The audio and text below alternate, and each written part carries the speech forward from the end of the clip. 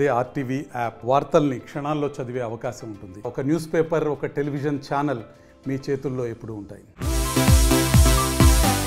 మనిషి మెదడులో electronic chip అమర్చే ప్రయోగాల్లో మరో కీలక అడుగు పడింది. తొలిసారిగా ఒక వ్యక్తికి విజయవంతంగా చిప్ అమర్చినట్లు న్యూరాలింక్ వ్యవస్థాపకుడు ఎలన్ మస్క్ వెల్లడించారు. ఆ వ్యక్తి ప్రస్తుతం వేగంగా కోలుకుంటున్నట్టు చెప్పారు. ప్రారంభ ఫలితాల్లోనే స్పష్టమైన న్యూరాన్ స్పైస్ డిటెక్షన్ ను గుర్తించినట్టు పేర్కొన్నారు.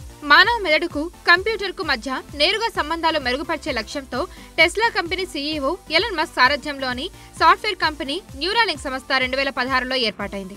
మానవ శక్తి సామర్థ్యాలను బలోపేతం చేయడం సహా పార్కిన్సన్స్ వంటి వ్యాధులను నివారించడమే దీని లక్ష్యం. మనిషికి ఏఐకు మధ్య సాంకేతిక సంబంధం బలపరిచేలా ఈ చిప్ ఉపకరిస్తుంది.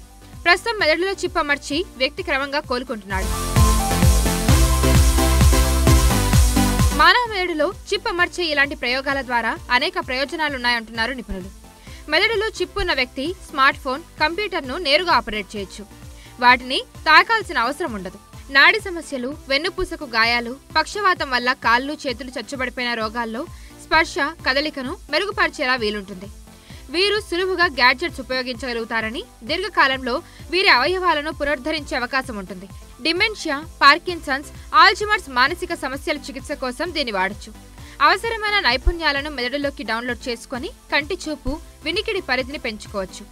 ఈ చిప్ సాయంతో హార్మోన్ స్థాయిని నియంత్రించవచ్చని, కంగుబాటును దూరం చేయవచ్చని సంస్థ పేర్కొంది.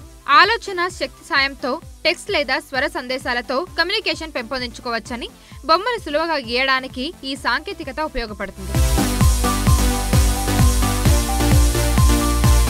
మరిన్ని వీడియోస్ కోసం ఛానల్ ని సబ్స్క్రైబ్ చేయండి. లేటెస్ట్ అప్డేట్స్ కోసం వాట్సాప్ ఛానల్ ని ఫాలో చేయండి.